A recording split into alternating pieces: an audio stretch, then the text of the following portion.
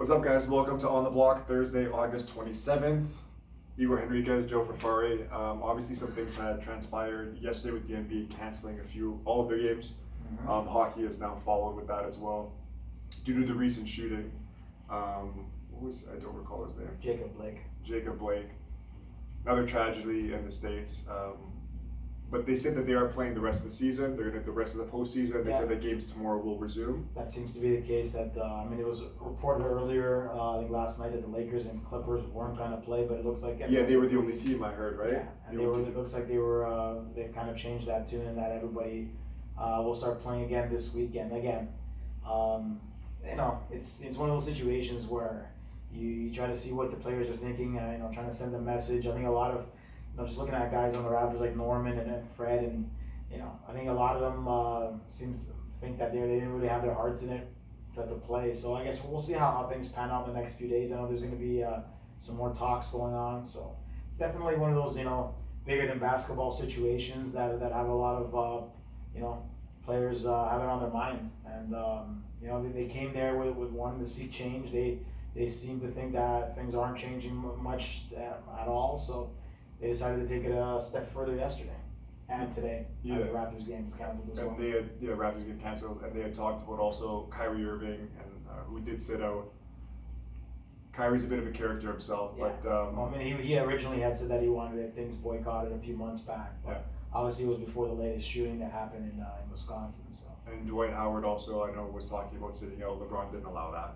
That's fine. Well, actually, LeBron yesterday said that he was the one that was leading the boycott, and all the Clippers followed him. That's what was being reported, which is interesting considering the two LA teams, which seem to be having the biggest rivalry with the two that really leading the whole walkout thing. So I think a lot of them were a little bit discouraged at how the Bucks handled the situation because they did it very last minute. Yeah, I heard about that. The Magic were still warming up, and I think George Hill did it last minute with the Bucks, and the Bucks decided to stand by their teammate and head off with him. Then Orlando followed suit, but it didn't seem well organized. I mean, that's just indecisiveness, maybe, or not. A little bit indecisive what they're, and again, it obviously affects the Bucks more at home because obviously Kenosha is not 20 miles or something like that. It's pretty close to Milwaukee, so and then everything that's been going on with the rioting and so forth. So.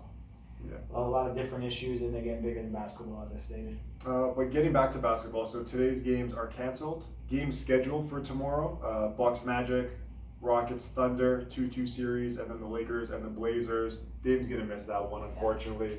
Not sure. Bad timing. After game one, it was gonna at least be a series, right? And then after that, things have transpired. Didn't look too good. But I guess we'll start off with the Bucks and the Magic. Bucks leading the series 3-1. Same thing that the Magic did last year when they stole game one from the Raptors. Couldn't do much after. It looks like it's the same thing here. Yeah, I mean, I expected that the Bucks would have finished them off yesterday, and then everything would have been set in the East as predicted. With pretty much, I guess Miami wasn't the fourth seed, but I think everyone thought that they were probably much the fourth or were a better team than Indiana. But I think the Magic got up early in that first game. Bucks had a little bit of a shock, but they've recovered since, and a lot of these games haven't been close. But I don't think that's going to go past. Again, I had it in 4. I think you had it in 4. So I think we both had a sweep. Yeah. So Orlando pretty much lasted an extra game. That'll be pretty much about it. I think the best series, to be honest, has probably been Houston and OKC. Only because competitive-wise. Yeah, Houston went up big early. They won the first 2 games. At least the first game was a blowout, and then OKC came back and that series is tied up. But I couldn't be happier. I think the Clippers the series was it could be definitely different if Porzingis had injuries. That's the thing. Injuries and suspensions. And Porzingis, and again, I handed it off to the Clippers. They had an amazing game 5, 65% shooting, third most points in NBA history. They weren't missing a shot, and the game was a blowout at halftime. It was over at halftime. But I mean, you look at the fact that Luka's in his own little mode and things like that, but he's also on a bum ankle. So he's playing. And Marcus Moore stepping on his ankle. He's one of those guys that you typically say if he's on my team, I like him. If he's not, but that's just a dirty play. It was a dirty play. Someone I think needed to step up on Dallas and actually. You don't want to throw a shot at someone, but a hard foul. When Tim Hardaway came back on Paul George, remember that hard foul? Yeah. And I guess, you know what, they did kind of clap back, and good for them, because you're not going to tolerate that BS. I probably would have sent in Boban. yeah. I mean, he's the only one that nobody's going to touch him. Yeah. No one's going to really He's actually a pretty good character with that whole Shaq had him doing the whole lurch impressions. Yeah, I thought that was pretty. You rang. Well, again, at least he took it with a good sense of humor. Yeah, he seems like a decent guy. But yeah, even Kenny walked off the set yesterday, which is crazy. That was also that was actually, you know what? Like I give Kenny 100% credit on what he did, and that's what he wanted to do. The meme thing was that Charles started like sipping his thing when Kermit the Frog? No, it was literally like Charles Barkley, as Kenny was leaving, he just grabbed his cup and started sipping, and I don't know if like Charles was just nervous or didn't know what to do in the moment, but it was a little bit weird, and a lot of people did laugh at that. I'm like, I laughed at that looking back, and I'm like, he just literally just grabbed a cup out of nowhere and started sipping on his cup. But, while Kenny's doing his walk off, it was definitely an interesting situation, no doubt. But I don't know. Yeah. Like the West Series have been a lot more competitive. I don't think anyone expected 3 sweeps in the East, but maybe teams kind of pulling the trigger. But I want to get back to the Houston and OKC. Anything? How do you think this one finishes up? Who did you have originally picked? Houston? I had OKC. Oh, we both did. That's so right. I was a little bit like, when they went down 2-9. Again, no Westbrook. They pulled one out in overtime. They've been getting. I mean, Houston again lives and dies by the 3. Right? They're shooting like 55, 57 3-pointers and like each game looks like they're topping the playoff record for threes attempted. So they're living and dying by the 3. When it's not going in, they're not winning the games. Simple as that. Like, and they're not going to go in forever. That's the other thing, right? Like they can't go in the first forever. game, like you look at James shot over 50% from the field, which is a very big rarity that almost never happens because he's a volume shooter. And yeah, they're definitely missing Westbrook out there. And I had a feeling that Westbrook was going to miss a lot more than just one game. Who knows if the extra 2 days might give him an extra opportunity to come back. That might help out the Rockets. But I don't know. To me, it's a 50-50 series at this point. And again, OKC's got the momentum winning the last 2. Game time decision for tomorrow's game. Yeah, again, how much is he really going to? And then if he's good, if he does play, how good is he? Because that's the thing with one of those situations. Because the games are every 2 days. If you have an injury that usually takes 2-3 weeks, you're out of an entire series. Yeah. Which it's different because most of the other games be spaced out. Sometimes you get 2-3 days off, or longer sometimes. And this time, because it's just almost on back-to-back days, you're pretty much not getting much off. So yeah, even like Gordon Hayward's going to miss the entire Raptors series because he was gone for 4 weeks. The ankle was back. And now that those 2 series finished off quickly, he won't be back for the Raptors series. Which gives the Raptors and it helps the Raptors. I know you're not his biggest fan, but he's definitely an able-bodied guy who can defend and do all that. And they don't have the depth on the bench that puts Marcus Smart into the starting lineup. And then their bench you don't know what you're going to get from those guys. Okay. Just finishing up the Houston thing, I still think I want OKC to come through. I think it's going to be tough depending on how Westbrook comes, but I'm still going to stick with OKC. I like what they've done so far. They won the last game in overtime. I ended up finishing the end of that. That was the only close game of the series. They won by 3 in overtime because Harden fouled out too.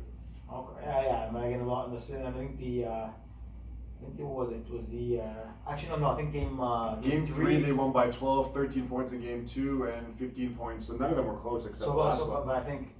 Okay. Oh yeah, but did the last one go to overtime or was it the last one went to overtime? Oh okay. Yeah, I was game under 4. Was under the impression that it was the last, so it wasn't game 3. No. Okay. Yeah, game 3 was a blow for OKC, 119, 107. Oh okay. I was under the impression it was a smaller thing. Okay. So I'm gonna stick with them. That would set up a a second round matchup, I believe, with the Lakers, right? 4-5 matchup there. OKC and Houston. No, I mean, so I'm under the impression because I thought they would reseed. So if Utah wins as a 6th seed, they would get the Lakers. They never reseed. They're gonna do it this year. I was under the impression that they were reseeding once but I might be. Because Utah's 6. I might be getting me confused with maybe hockey's with the hockey situation, but I mean, I guess that would be the case. I guess, I mean, for the Lakers, I mean that's still probably. I don't know if the way that Mitchell's playing and Gobert. Mitchell's been on a different level. We need to talk about that because like he's him and Jamal Murray have been really great that series. And Jamal Murray's definitely coming across as he's starting to get into that superstardom situation, which is great for him. He's always been a solid level player, but he's getting out. I don't even think he's been an all-star yet. Yeah, he's dropping 50 in the bubble on a regular basis. So I think he's. Nobody else has done anything for that team except Jokic. Like there's been nobody stepped up and really. Porter hasn't been great. The first game Porter was solid, but then he's kind of tailed off. They haven't been consistent, that's for sure. But yeah, I mean I'm still. I mean I had that going. That's been a good series too, and I was surprised he never went down so early and they were getting killed. But they've kind of come back. Mitchell, obviously, like I said, dominated. Clarkson's been good. Well, they're gonna have to win 3 games in a row, so that's it's never going to be easy. So I don't know. I had the Nuggets in 7, but I would say that happening is probably on the short end of the stick. But who knows? I mean, I think it's still a 50-50 series, though. Again, 3-1 usually. I don't know what the percentages are from teams coming back 3-1, but I know they're not great. Maybe 15% of that. They're going to need something more from Paul Millsap, because I was looking at that. 4 points last game. The game before that, 16, okay, but like 8-5, 8. Like he's making a lot of money. He's 35. He's old, but still, you got to bring something more than that if you're going to win a series. I think they're counting on a little bit more than that. Okay, finish up with the Lakers then with Portland. What else is there to say? I'm heartbroken. I know our special correspondent is heartbroken about this. Here's the thing. I think everybody panicked after the first game, and I looked at that first game, and I told you, and I didn't get much into the special correspondent. The Lakers lost that game by 7 points. But it seemed like they were never really in it. They were. There was always I felt like they were making a run to make it close. But here's the thing. They played absolutely terribly. Yeah. They shot 16% from 3, which is absolutely horrendous. And then you miss 11 free throws. And I'm like, okay, so they lost by 7. That's why I really wasn't worried, because they weren't going to have a performance like that again. And since then, it's pretty much been a blowout central for the majority of it. Again, the Lakers have problems against teams that play stellar defense, and Portland might have the worst defense left in the bubble. So it is what it is. I didn't yes, could Dame drop 50, but again, has that been happening in the series? No. Dame's had his injuries. He's not even going to even play probably tomorrow. I don't even know if they'll let him back in the bubble. And who knows how effective he'll be. So that series is done. Again, I had it in 6, and I thought that was going to be pretty solid, especially when they took game 1. But like I said, I mean, the Lakers started to up the level, started hitting some shots, and it is what it is. I mean, LeBron even had a 10-point game. They still won by 15. Yeah, Portland wasn't hitting shots. Yeah, their defense is just so bad. He shot 11 shots. Anthony Davis had a hot hand. It was easy pickings. Yeah. Obviously, that series is done. I want to see the next one if they run into any kind of trouble with OKC or Houston. I don't think OKC will give them that much of a problem, even though I like OKC to win that. Houston, I think, will give anybody. When they're on, I think Houston won a team that can beat anybody when they're on and in a series. Let's finish up with the other LA team. So the Clippers had started off, they were 1-1, now that was 2-2, now they're up 3-2. Mm-hmm. Paul George has been non-existent minus, like we said last game. Mm-hmm. You talked about the worst defense in the bubble. I think Dallas takes the cake there, especially with Porzingis out. Yeah, I mean, there's not many defenders there. Finney Smith, okay. I wasn't thrilled with the.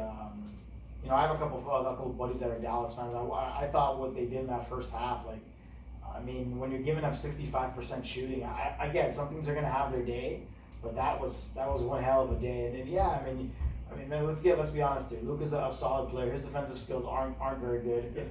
I would say he's probably a below par defender. And when you don't have Porzingis and you don't have guys fearing his inside presence, as much as supposedly their offensive stats are better without Porzingis, their underlying stats according to the analytics, when you don't have that shot blocking presence in there, it takes away. It's not on guys' mind, and they have an easier time. So I think the last game, yes, they got.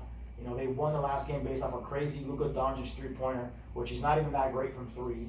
That was a great shot. I'll give the kid the credit in the world. But he did airball 3 of them, so again, he was probably very fortunate.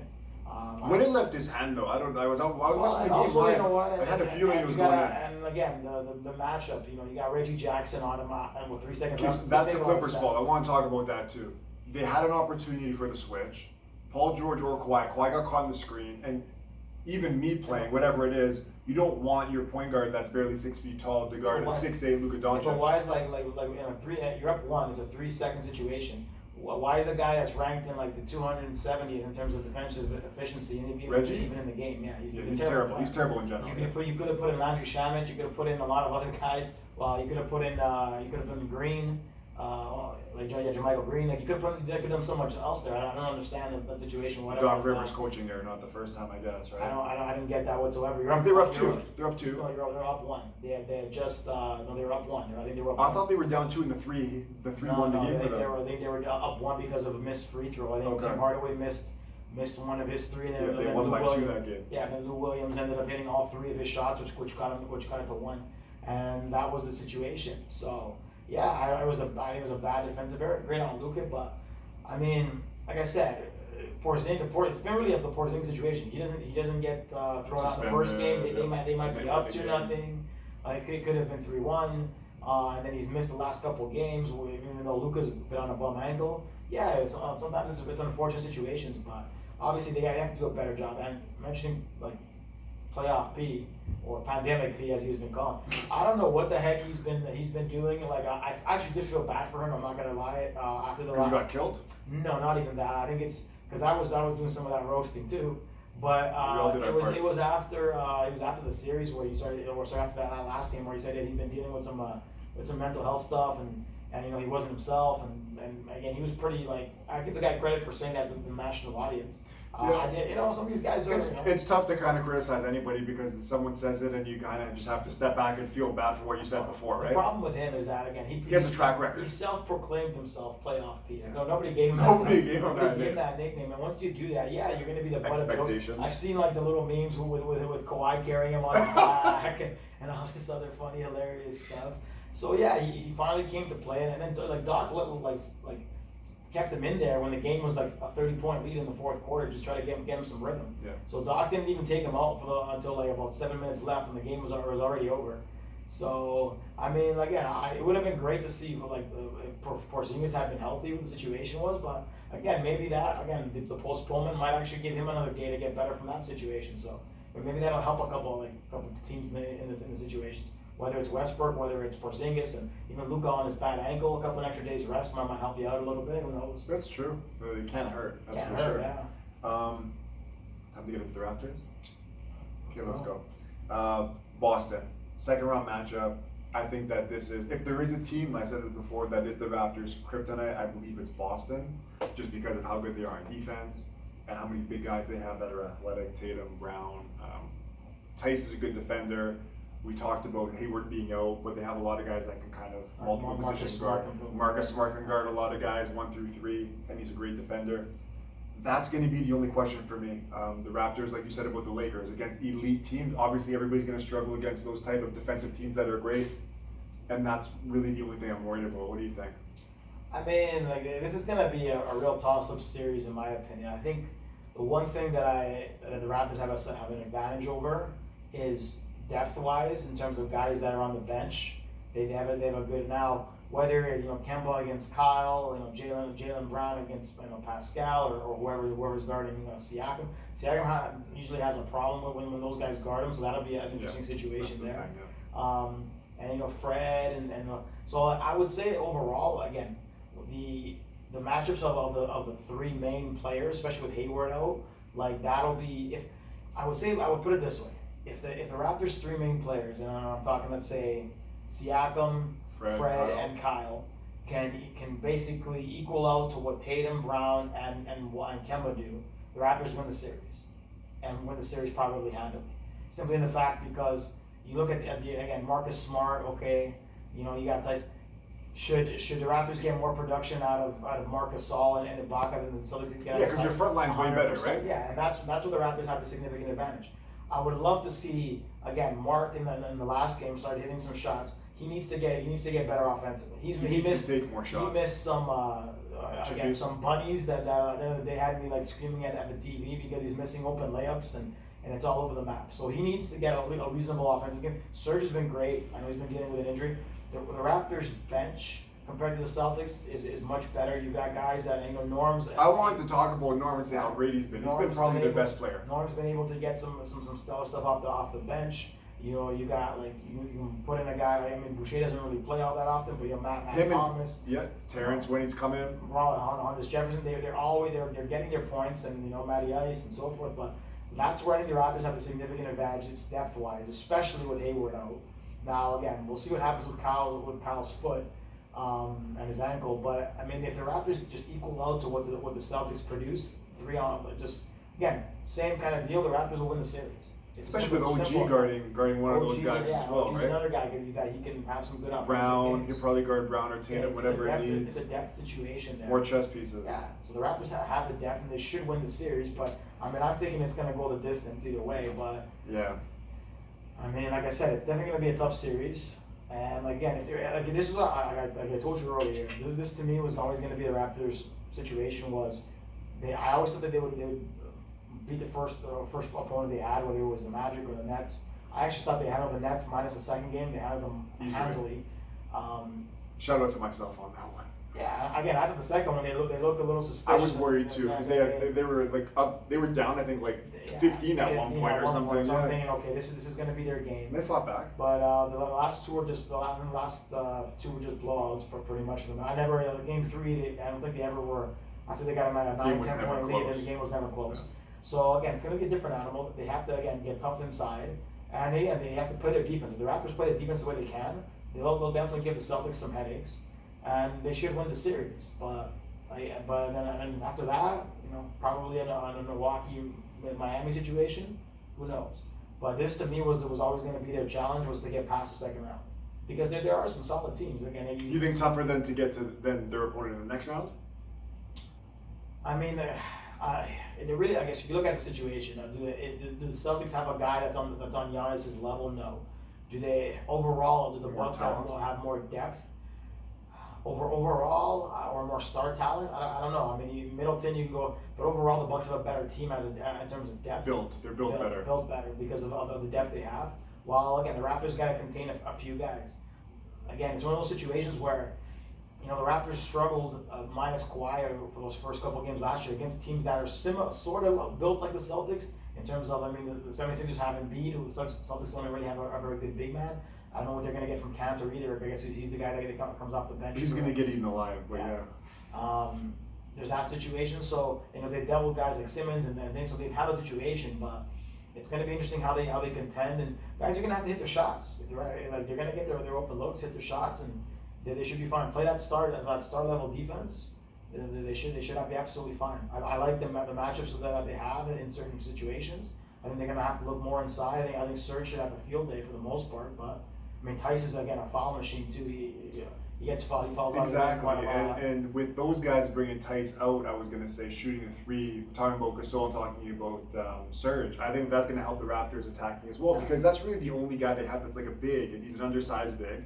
Yeah. And if you're gonna have to drag him out, that just opens the lane to go inside. I think that the Raptors are really, even guys like Fred, who would run into a tree like him and have to kind of alter their shot. That's, I think, the Raptors' best chance, to make sure that you can get your bigs distributing and shooting the 3. And I think if they can do that, and we're going to see Marcus will actually hit shots and take shots willingly, we don't see that often. That to me is how you win the series. Yeah, I think that's their key. And like I said, if they get similar production from the 3 main components to the other 3, they should win out just based off of depth scoring. And again, they're the bench. We got to see if Kyle's also available, right? Bench scored what? 100. It was 100 the first time or whatever. That's insane. That's crazy. Yeah. Well, you'd score 150 for sure. I don't know if Kyle's going to go game 1. He had an injury too, and what's his percentage? And we talked about Westbrook. You think he's going to be like the Kyle that we know? Well, here's the thing. Like Kyle, again, I mean, you know me. I'm not the biggest Kyle guy in the world. I'll give him credit that he, at the end of the day, he brings some level of toughness and defense that they're definitely going to need.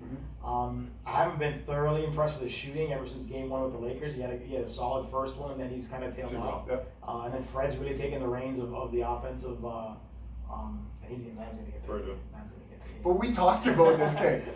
Let's come back. Yeah, it's good, but it's getting to a point like he's gonna get paid, and I don't know. Like I've always been on the train that Fred might not be worth that max contract, but I'm starting to. We're gonna come back because I want to do that. Yeah, no, I know. But yeah, if Kyle doesn't go, I think like the 2 guys to go for. You talked about Kyle, Fred, and Siakam. So if Kyle's out, Norm's been killing it. I think that he's probably been their most consistent guy. I always love, like, he's the one guy that goes at the rim relentlessly, and I love that. OG is the guy that I think might have a big series in this one.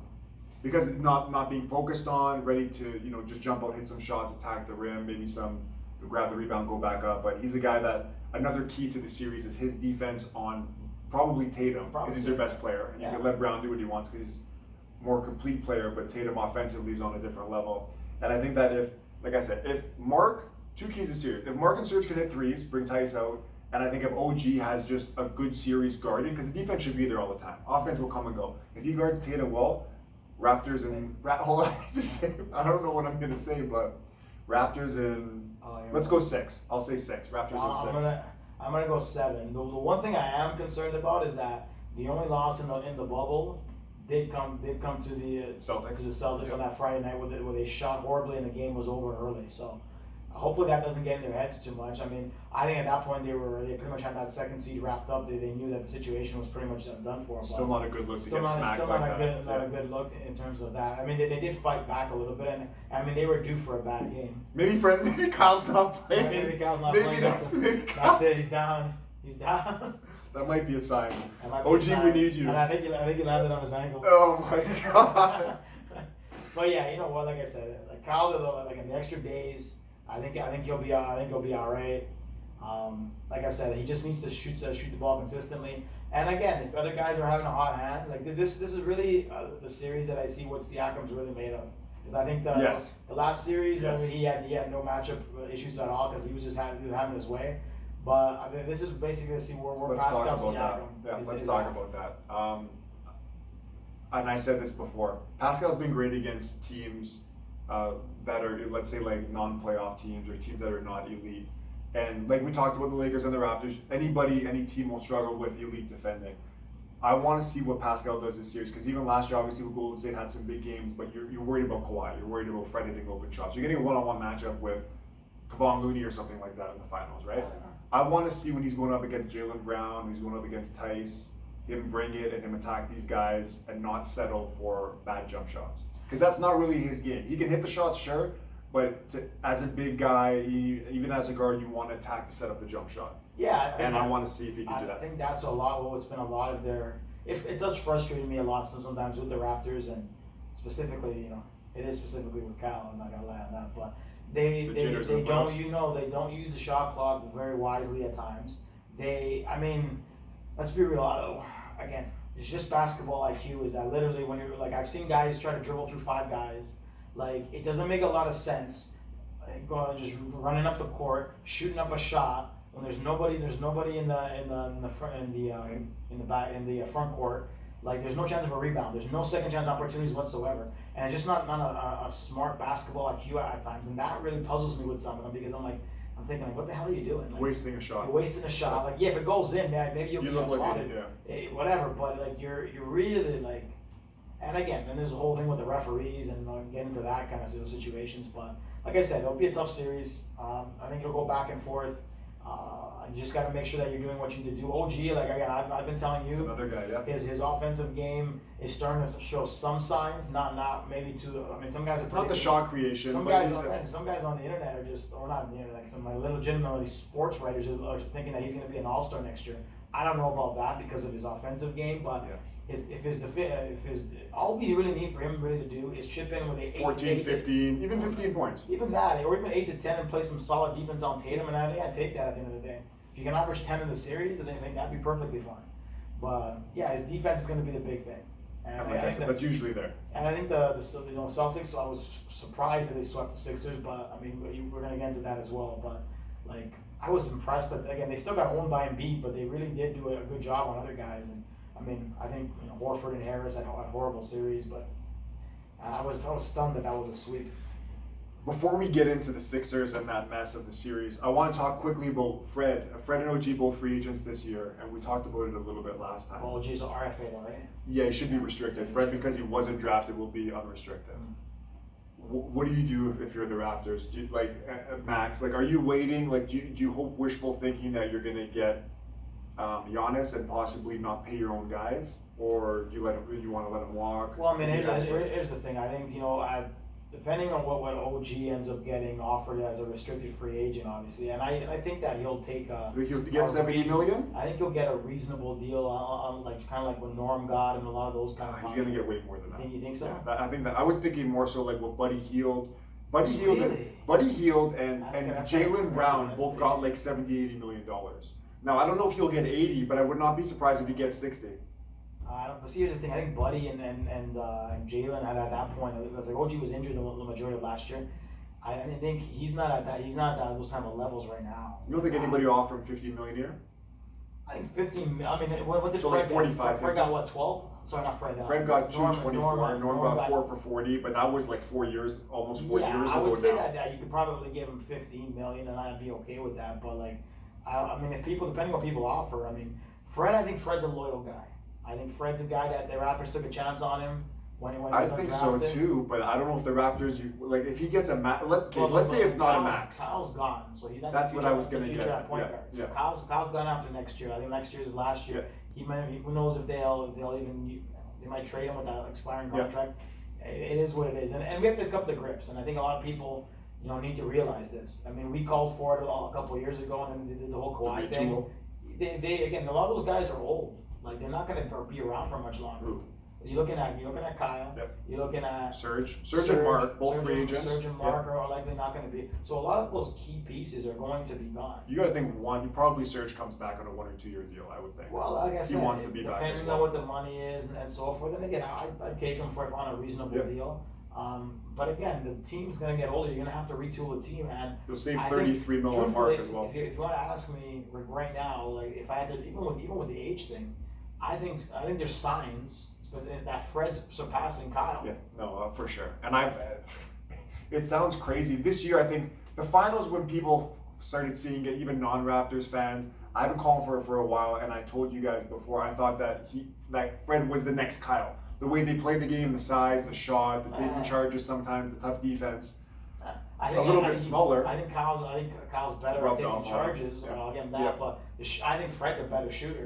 He has that step back three that it looks like it knocks guys down, and guys should really have a book on that. A lot of guys have done it, and they still can't do it. So I mean, I think he's a likable guy. I got no problem. The thing with his kids was awesome. And I have no problem paying him. But again, here's the thing. We have to be realistic. Is Giannis going to come here? Like there's that hopes and whatever, but. Who the heck knows? I think they would still have enough money to bring him in and have an opportunity at it. But I'm sure Masai's got a pretty good read. Masai's not an idiot. He has a pretty good read on the situation. So he's not going to put the future on the team on the hopes of signing Giannis. Yeah. Because here's the thing: if you go cupboard bare, why is Giannis going to sign here knowing he's going to have the same problems that he had in Milwaukee and even have a worse team? That doesn't make any sense. He'd want Fred around. He'd want solid pieces so that he has backup. And I mean, that's the way it should be. I mean, he's not going to go to the Knicks. He's not going to do any of this garbage. He's going to win. I can see him doing some crazy Golden State thing. Who the heck knows? But Lakers, who knows? But anyways, last question about this before we wrap it up. If you had to give the max, and let's say it's last year, would you rather give it to Pascal or to Fred? If I had to give the one of the two, or even let's say whatever. Let's just say a max to use the term easily. Because someone should. Pascal had suitors for the max. He stayed here. Fred will get it. I think Fred's. I don't think this was a question last year, by the way. I think Fred's starting to reach his caps. Yeah. I still think that Pascal's got another tier in it. You think so? I think so. I think Pascal with his continued progression. It's a tough question. Like I said, I'll give Pascal credit. Well, he's a starter in the All-Star game. He's come a heck of a long way. And just his tools, his size, his physicality. I would probably give it to Pascal, and Fred would be just a slight bit lower. But even that being even a conversation is crazy. That's what I'm saying. Considering the fact that we had the situation on who we were going to pay, Fred or DeLon Wright a couple years ago. That's what I was going to say. He was a third point guard on the team. And now look at the situation where DeLon's a decent player, but he's not on Fred's level these days. That's for sure. So give the guy credit. He had his struggles, but when he's hitting the shots, and you just like watching the guy play basketball because that shot smooth. Yeah. Again. He brings it every game. The Toronto Drake. He is. He's a Toronto man. He's a Toronto man. Okay, so let's wrap up that. You had to make your prediction on the series. I was gonna have Raptors in 7. Yeah. Okay. I think it'll go the entire way. Which again, I think that's gonna be it's a toss up. I'm a little scared of the series. I'm not gonna deny it. I think this is one of those situations where I think it could end up rough, but it really depends on how they come out. I think if the Raptors win this series, the Eastern Conference Final is an easier series, regardless whether it's. And to be, I sounded crazy as I said last time. I think Boston and Miami are the toughest matchup they have in the East, just based on pieces, matchups. The Bucks, I think that the Raptors win. I don't want to say it's a lock, but I'm more confident. I'm more confident of them this year than I was last year before Game 1 had started. It all depends. Again, the biggest factor is what happens, how they deal with Giannis and Defensive Player of the Year and all that stuff. Shout out to Nick Nurse, by the way, for officially winning Coach of the Year. And I was going to say, I think that the Raptors definitely have the coaching advantage. They had it last year, they have it this year. And I think that his creativity defending and defending Giannis and throwing different bodies at him. I think OG would be a capable guy this year. I don't know if Pascal will be as good, but that's another guy you could throw at him with some size. It would have to be OG, and that's the situation, right? The Bucks lost a couple guys. They brought a couple guys in. Are they better than they were last year? I mean, you can debate that. You can debate that point. The Raptors lost Kawhi and Danny Green. Then you have OG stepping up, and then Fred's having a crazy resurgence. So, I think again, in these type of situations, you need a guy that's gonna That's the one thing I'm a little bit fearful of, because in these type of situations, who's gonna be the guy? Last year we knew who the guy was. I think Fred's showing how clutch he is. And that's the situation. Last year you had, when the team's playing horribly, you could jump on Kawhi's back, and Kawhi gets you through. Yeah. And that's why I want to see how these guys, again, the Nets thing, like you said, they're playing guys that were 9th, 10th men on a lot of teams. Harris left the bubble, it was all over the map. This is really to see how tough and these guys are, or can they get to that next level when they do face the elite teams? Because again, as we know, the Nets. That's the toughest thing. And then shout out to Karis LeVert for predicting a series win as well. He had a good series, but for predicting the win. We're going to take a quick break. We're going to come back. We're going to finish up with the 76ers and where they go from here, because it's going to be rough. We'll be back on the block.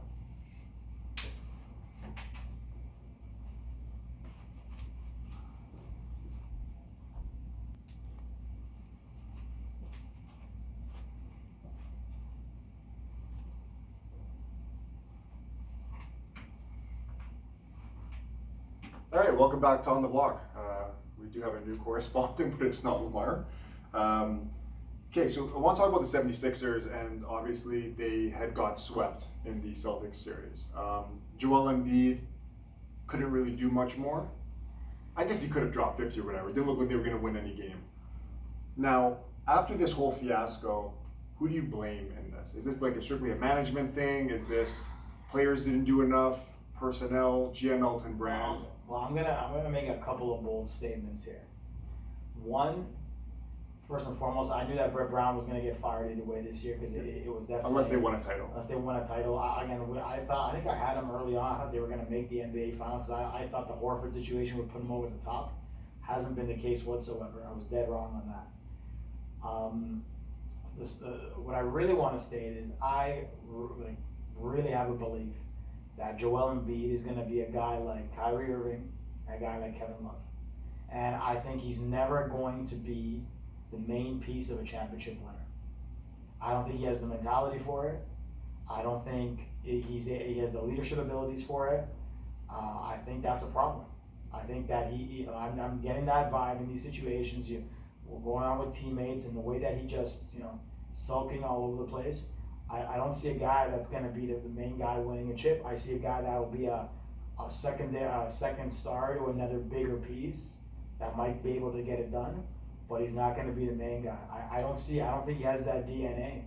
And whether, I know they're missing Ben Simmons, and we can go through that. They might have won a few games, but they probably weren't going to win the series. They probably would not have won the series. I think that maybe, depending on who they get in as a coach, but the way that it's going on in Philly right now, are they going to trade him? Probably, likely not.